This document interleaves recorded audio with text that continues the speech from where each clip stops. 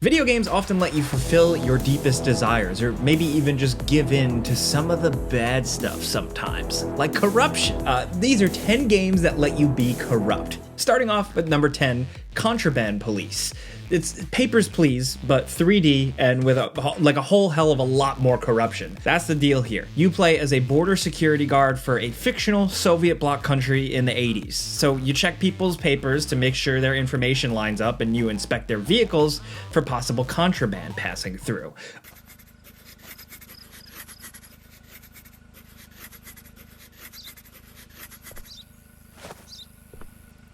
Also, you might get into a stray shootout every once in a while. The meat of this game really is the contraband checking, and this being the kind of game it is, you're often solicited bribes to look the other way when you do find something that's not supposed to be there. So accepting bribes can be a little tricky because everybody's keeping an eye on you. It's easy to accept one, then get caught by another guard and fined, which ends up costing you more than the bribe in the first place. It's a balancing act. That doesn't mean you can't do some extremely shady stuff though. Sure, you could just accept a bribe, but the safer and easier option is to accept the bribe, then just shoot them and take all their stuff. You don't get in trouble for shooting a guy trying to give you a bribe, and you can keep all the contraband. It's a win-win if you don't care about boring stuff like morals, you know?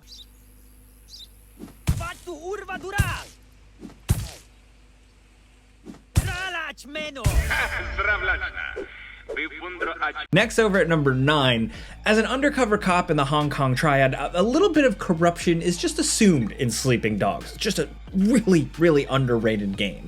It's not one where there are straightforward corruption mechanics though. Like, you're not accepting bribes or blackmailing criminals or anything, but you're still doing some pretty shady stuff as a member of the underworld that never really blows back on you as a police officer in too many ways. Sure, the main character gets yelled at by his superiors for going super cop sometimes, but the character is portrayed as generally a good dude. This is an open world game though, so you don't have to be a good guy. You can, be as much as a scumbag as you want. Run cars off the road, beat people up on the streets. You can even stuff people into the trunk of your car and then drive that car off of a pier.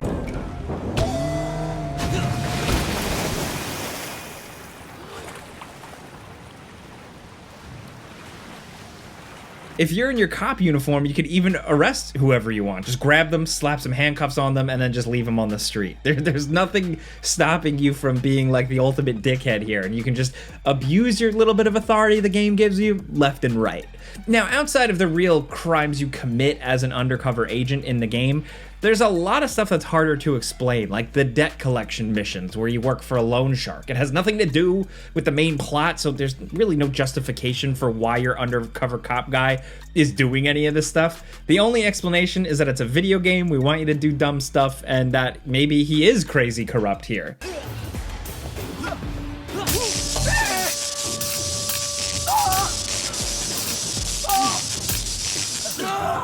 Next, over at number 8, the True Crime series was kind of like the test bed for what eventually would become Sleeping Dogs. Now, where in that game you're mostly doing undercover crime stuff, these games are all about just being a cop. A ridiculous cop who could only exist in movies, but generally, you're supposed to be some kind of officer of the law. The stories get really absurd. I mean, the first game can end with you fist fighting a North Korean general on top of a skyscraper, and then another mission ends with like you fighting a literal wizard in his underground lair. So, you're not playing these games for serious commentary on law enforcement and corruption. It's all just goofy nonsense.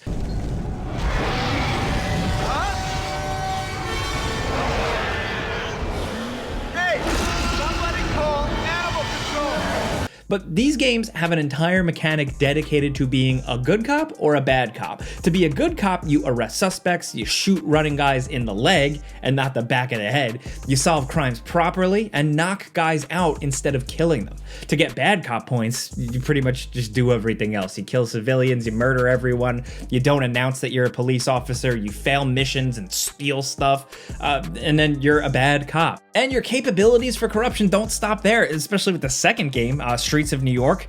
That game really lets you go nuts with the dirty cop antics. So you can extort businesses, sell off evidence to pawn shops, accept bribes, torture suspects, and even go so as far as to like plant evidence. It's messed up. It's dirty as hell for an open world game. And it doesn't actually affect the story at all until the ending. So there's nothing really stopping you from being a total asshole the entire game. Then just spend a few hours doing some actually good, decent cop stuff, and then your record is squeaky clean. The whole good cop, bad cop system is ridiculous and probably wouldn't fly in today's game market, but it does have an interesting simulation element to the open world craziness, you know, even if it's all absurd. This money was for my country. We will starve no more. Look at that. And I was just thinking you were some... I want my money now! Next at number 7, you know, the police don't have a monopoly on corruption. Politicians are just as good, if not better, at being corrupt. And there's no strategy game more dedicated to the fine art of political corruption like the Tropico series. The games have evolved mechanically over the years, but the concept is always the same. You play as El Presidente, the tin pot leader of a banana republic, and your goal is to make the island prosperous and yourself extremely rich by any means necessary. So the level of corruption you can get up to runs deep, but you don't necessarily have to be super corrupt. It's just, it's way more fun if you are. Sure, you can play the elected official who gets lawfully voted into office, runs a clean police force, makes sure everyone gets fair wages and doesn't sell your country to foreign powers for personal gain, but at the end of the day, you're still gunning to be president for life. And an important part of your eventual final score when the game is over is how much money you've accumulated in your Swiss bank account. Your personal secret funds are where all the really craven stuff goes down. You can run a slush fund through the national treasury to slowly siphon money from your country's coffers. You can establish a phony baloney ministry that just exists to steal funds from the government, charge contractors extra for building costs.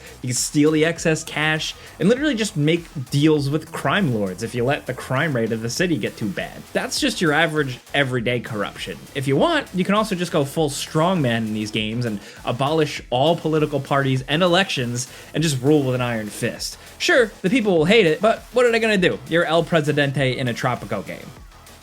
Next at number 6, let's talk Yakuza. It's the series where the criminals never actually seemingly do any crime other than light roughhousing, so of course the only character shown to actually do some fairly shady stuff is the one playable cop character in the entire franchise. Okay, that's an exaggeration, so Kiryu isn't afraid to engage in some second and third degree murder with some of his heat actions. I know that the games say he isn't actually technically killing anyone, but come on guys. Some of these attacks are so gnarly and over the top that if you're not killing them, then they're probably gonna wish they're dead.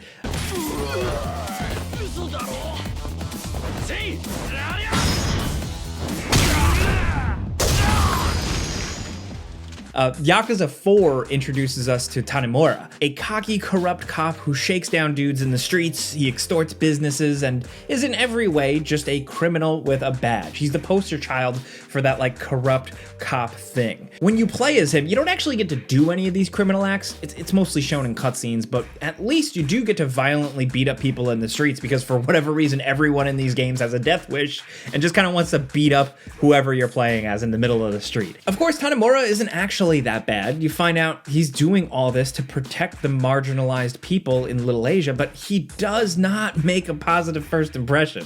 He's still one of the more morally gray main characters you play as in the series, and that's probably why this is his one and only appearance, along with controversies around his original actor.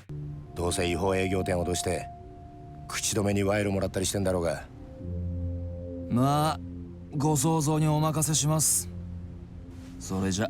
Next over at number 5, in most games, especially in RPGs, being a good guy is the baseline while being corrupt is the secondary option. Tyranny is one of the few games that completely flips that. So rather than starting being a goody two-shoes, you play as a fate binder, an agent of the world-conquering evil overlord whose job is to restore order. Okay, sounds good. Reduce conflict. That doesn't sound so bad. And maintain the overlord's rule. Okay, maybe not so great, but maybe this overlord guy isn't so bad. So let me just break it to you right now. They are bad. The armies of Kairos the Overlord have swept across the known world.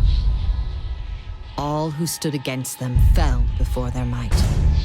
Tyranny is basically like if Sauron took over the world and you play as one of his agents. The game gives you the option of being either unwaveringly loyal and evil, corrupt and conniving, or a little more sympathetic. Trying to be good is tough in a world as brutal and unforgiving as this one, but it is technically a gameplay option. It's just much easier to be corrupt. Make special deals, accept bribes, execute innocent people, basically do whatever you want. You're pretty much given free reign to set the laws and force people to do your bidding, which makes the game feel very different from your traditional RPG.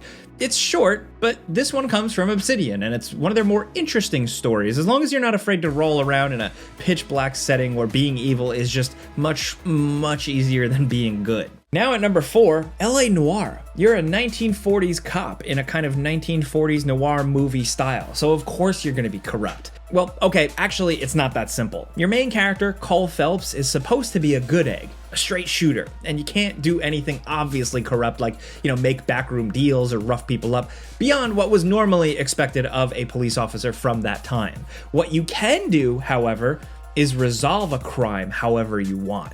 Sure, if you want to do it right, then you actually need to follow the clues and question the witnesses and piece together the truth, but there's nothing stopping you from ignoring evidence, threatening suspects, and just accusing whoever you want of the crime. You're feeling guilty about this, Michelle. What were you up to that you missed your mother? You're crazy. I was waiting out front exactly where she asked me to be. Sometimes poor police work doesn't pay off and the accused will walk, but just as often you'll end up just sending an innocent person to enjoy a lifetime vacation at San Quentin courtesy of the state. There's a part of the game where you're pretty much forced to be corrupt. For most of the homicide desk, you're hunting this serial killer, but you're pressured by your superiors to make an arrest, so you do for every single case, even though there are always lingering doubts. In the end, you're forced to arrest multiple people who were innocent of the crime, and at the end of the desk, the police cover up the existence of the real killer, so it's possible that all those people you accused are now in jail for a crime you know they didn't commit. Later on, you get assigned to the vice desk, and your partner there gets up to all kinds of corruption that you're mostly not involved in, but it's there. So there's corruption all over this game, even though you're only ever involved tangentially. Drugs and money. What else? Speaking of money, where did that roll go? I picked it up for safekeeping. The department owes me 50. Now at number 3, Disco Elysium. Of course this game would show up on this list, man. It's a choice-based adventure game where you play as a cop. It's just inevitable that you'll get more than a few opportunities to go down the corrupt route if you want. Corruption comes in many shapes and sizes in this game. You can be a regular everyday thug and threaten suspects that you see with violence. You can take bribes and cooperate with criminals, or you can just act flat out insane and do things that make no sense. There's so much choice here. The game gives you opportunities all over the place to try to use your cop status for some kind of personal gain, and it will either lead to humiliating embarrassment or inexplicable success.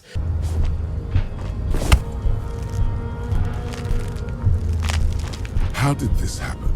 Your little fist is in his giant hand.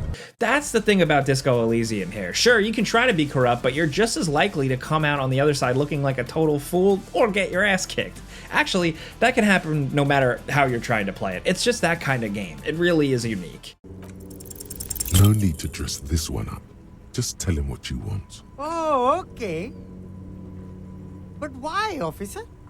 Next at number 2, this is The Police. So this management game has you play as a police commissioner just 180 days away from retirement. Your goal is to get as rich as possible with the 6 months you have left, while avoiding getting kicked out of office or killed, which is easier said than done. Back when this game came out, it was sold as some kind of like realistic simulation of police corruption, but it's not. Don't go into this one expecting like The Wire or something compelling like that. It ain't that. It's broad, and it's an extremely simplistic take on the government corruption where it's all about individual bad actors rather than systems that cause and perpetuate this stuff.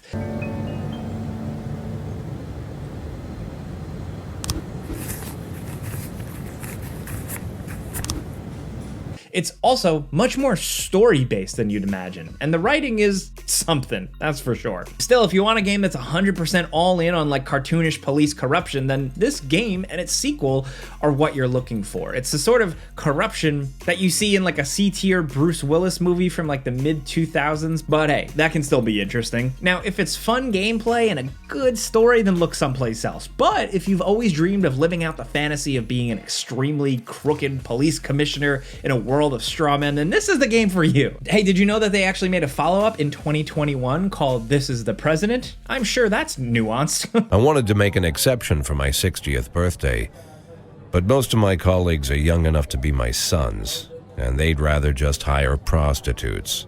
Now at number 1, if you want a more complex and considered take on political corruption, then Suzerain is the game to look for. It combines grand strategy with a narrative, kind of choose-your-own-adventure game to make something really unique.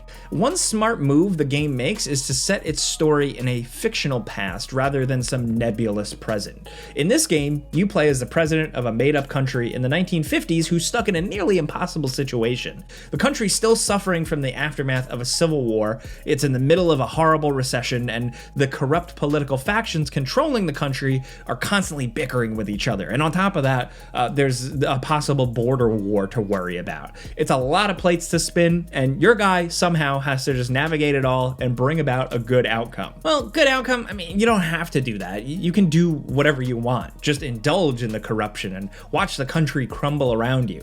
You can try to be a strong man, which will probably fail. You can try to abolish enemy political factions, which will probably fail. You can try to abuse the people, but they might rise up and depose you. Everything you do has consequences. Even doing nothing can lead to disaster. This game does an excellent job of showing how it's impossible to be squeaky clean in political situations like this one. It can be extremely frustrating and always feel like you're on the back foot and not making any progress. You're the most powerful guy in the country, but also the most vulnerable, and it makes for an intriguing and complex game that doesn't offer any easy answers. Even though this is still a game about a specific character, it's mostly a narrative game with some strategy elements. It's one of the few video games we've seen that actually manages to depict corruption as not just an individual problem, but a sociological one. It's an interesting game, and as long as you're okay with looking at a lot of maps and doing a lot of reading, you could have a lot of fun. Those are 10 games where you could be corrupt, but we do have some bonus ones, including Narc. This is on the other end of the spectrum here. It's a half-baked GTA wannabe from the mid-2000s. This game is exactly as stupid as you'd expect. Your cop is cartoonishly crude, all the gangsters are stereotypes, and it's packed full of dumb crap that I guess was meant to be shocking or edgy back then, but it just comes off kind of embarrassing. Still, it was kind of a fun game for the time. You can be extremely corrupt. You can take narcotics from drug deals and use them for yourself as power-ups. It's dumb as hell. It's a silly game that's not worth talking about, but it is called Narc, and we had to include it. Detective Forzensky. Christ, Dumpy. Too many donuts. Look, I'll catch up with you in a second. Go ahead. And then one last one, Call of Juarez, The Cartel. This game is so lame that the developers kind of pretended it never existed, but it's real. We've played it. We wish we haven't because it's kind of an extremely lame Call of Duty knockoff. But hey, at the very least, you can be corrupt in it. One of the more interesting innovations in the game is that each character has their own secret objectives when playing co-op. So one guy steals money, another guy wants to pocket drugs, that type of thing. It's extremely basic and is only corruption in a story sense. In the game, it's no different than like picking up intel in a Call of Duty game, but hey, it's not a bad idea in theory. Kind of like this game. Got him. just play Gunslinger instead of this. Anyway, those are 10 games that let you be corrupt. Have fun, be bad, be nasty, and let us know if there are other games like this in the comment section that we missed. If you like this video and you like talking games with us every single day, clicking the like button's all you gotta do. It really helps us out. And if you're new, consider subscribing, maybe hitting that notification bell because we put out new videos every single day. Either way, thanks for watching, and we'll see you guys next time.